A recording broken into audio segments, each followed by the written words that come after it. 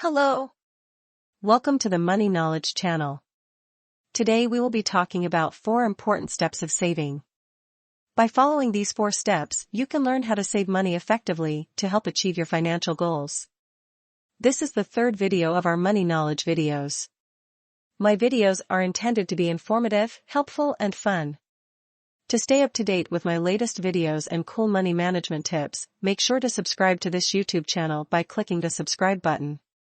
Do you know that in a Canadian Financial Capability Survey, it says that about 45% of respondents reported typically using payday loans for unexpected, necessary expenses such as car repairs, while 41% used them for expected, necessary expenses such as utility bills. Saving for an emergency fund is important, and we will talk about tips on how to do that. I saw this quote and really like it. Building wealth is like filling a sink with water. You turn on the tap and plug the sink. The stronger the stream of water from the tap, the faster the sink fills. However, if the plug leaks, the water drains out. The sink fills fastest when the tap is on full and the drain is plugged or has a slow leak.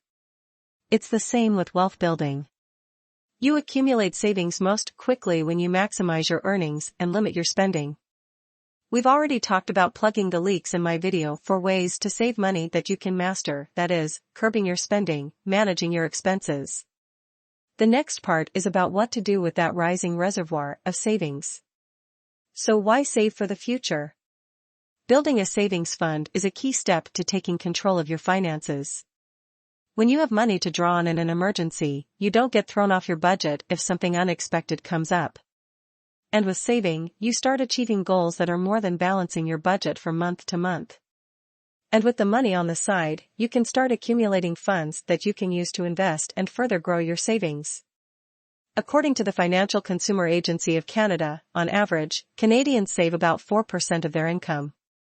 You know, one common reason people aren't saving more is that they don't have specific goals, so they aren't motivated to save. I find that when you are saving for something specific, like a house or a vacation or a new cell phone, you have motivation and saving becomes much more effective. How much do you save in a month?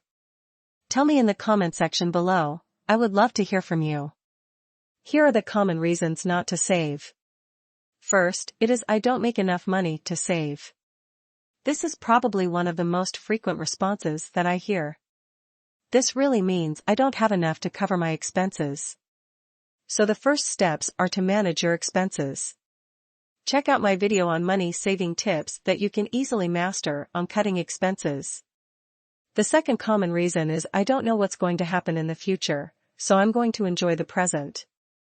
You know, while no one knows the future, we do know that your future will be better if you prepare for it financially, such as by building an emergency fund and building a long-term savings plan that is flexible and lets you adapt to changes.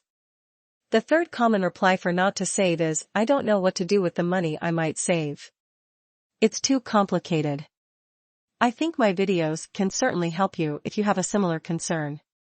There are simple savings and investing strategies to get you started and will help you plan for the longer term. The next one is the concern that saving would tie up your money and reduce your options. You know, having no money when you need it really reduces your options. Build a flexible savings strategy is the key. For many younger people, they would say I save so little that it doesn't make any difference, and my comment would be even a small amount adds up when you contribute regularly over time. We will talk about the power of compounding in the future, and it will make total sense for you. Another common pushback for saving now is the saying that I'll be earning more in the future, so I'll start saving then.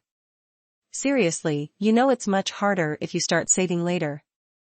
And you don't know what will happen in the future. Here is the key, start the habit of saving, even if it's a small start, rather than the habit of spending. For some people you may say, I don't need to save, because I'm expecting an inheritance. If that is the case, first I would say that you're lucky. But I would add that you might be surprised about what is left in your inheritance. It's safest to rely on your own resources and hope for a happy surprise. Lastly, some may not save as they would say, I can always sell my things if I need more money. Do you know that selling assets is complex and time-consuming, and may not bring what you are expecting? But all in all, I think the key is how to make saving easier and simpler. I think everyone wants to save, but it just seems so hard.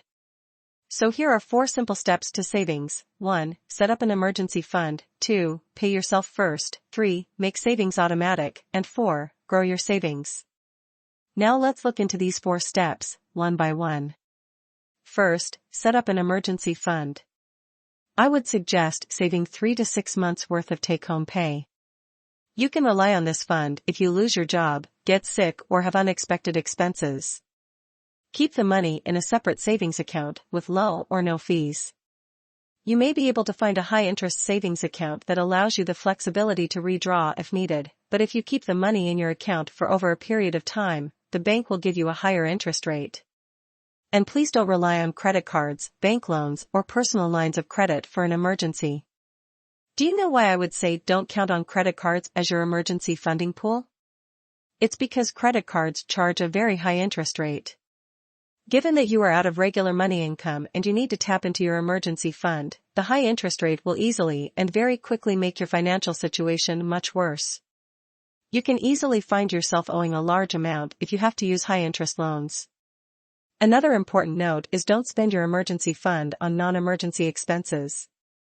You should start now, as it can take months or years to build up an emergency fund. Once you have saved for your emergency fund, the next step is to pay yourself first. You heard it right, it's paying yourself first, not your friends, not your wish of getting a new phone. It is to pay your own saving pool first. Pay yourself first means to set aside your savings before you spend on other things. This is one of the 2 most powerful saving tips. Treat savings like any other recurring bill that you must pay each month. Put a set amount of money away every paycheck without thinking about it. The trick works as it's easier if you don't think about the money before you are tempted to spend it. When you set aside money before you spend it, you'll be more successful at saving because you don't have to rely on how well you can stick to your budget. The rule of thumb is to pay yourself first with 10% of income, but you know what, any amount is better as none. The second most important saving tip is automatic saving. Automatic savings are the best way to make your savings fund grow. Here is how you can make it easily work. First, set up an automatic transfer from your paycheck to a separate savings account to take place every time when you receive your paycheck. Then you can leave the account aside and let it grow. You'll be surprised how automatically build up your savings without you worry about it. There are other automatic saving tricks. For example, if you are getting a bonus or if you are expecting tax refunds, save it. Some financial institutions also offer an account that automatically rounds off each transaction to the next dollar and transfers the extra to your savings account. Or for people who want the physical touch of money, you can put your spare change into a savings jar every day. Do you have any other automatic saving ideas? Share them with me in the comments section below. Once you get into the savings habit, there are 2 key things you can do. 1. Leave the money there. Or 2. Grow your savings by investing them in a way that supports your financial goals. While saving is setting aside money that you are not spending so that you can use it later, investing is doing something with your money to make it grow. And the magic of investment is compound interest. Compound interest is the easiest way to invest. It's the standard way that most savings accounts are set up. It pays you interest on your savings, plus interest on any interest you have already been received in the account. The slide shows how, over time, compound interest adds much more to your savings than simple interest does. Let's use the following case with 2 sisters, Amy and Amanda. Amy starts saving at 20, whereas Amanda starts her savings at 30. And while Amy saves only from 20 to 34 and Amanda saves longer from 30 to 64. If both sisters received a return on their investment rate of 6%, what will they have by their 65th birthdays? Who will have more? Amanda actually contributed $20,000 more than Amy did, but Amy ends up ahead by more than $23,000, thanks to the magic of compound interest. The key here is that the sooner that you start saving, the earlier the compound interest can work on its magic. And the longer that you can save, the more time you will allow compound interest to grow your savings. Here's another example. Let's say you are 30 this year and you are making $50,000. And on every paycheck, you'll pay yourself 10% automatically from your income to a separate account. Let's say your account gives you a 5% annual return. And even if we assume that your salary will only grow at the same rate as inflation, guess how much you'll have by the time when you're 55? Take a guess? In the span of 25 years, you will have over $238,000 saved while you have only contributed $125,000. In our upcoming videos, we will discuss investing and compound return in more detail. In the comments below, please tell me what investment topics that you would like to hear, and I will prioritize those topics. This is it. These are the 4 easy steps to build up your savings. They are 1. Build your emergency fund. 2. Pay yourself first. 3. Make savings automatic. And 4. Grow your savings. By following these 4 steps, before you know it, you will be heading towards achieving your financial goals. I hope you like this video. I would like to thank the Financial Consumer Agency of Canada as they help prepare this amazing presentation material. To stay up to date with my latest videos and cool money management tips, make sure to subscribe to this YouTube channel by clicking the subscribe button if you haven't already done so. I would love to give you as much content and tips as I possibly can about money management. Until next time, stay safe, happy money management. Thank you.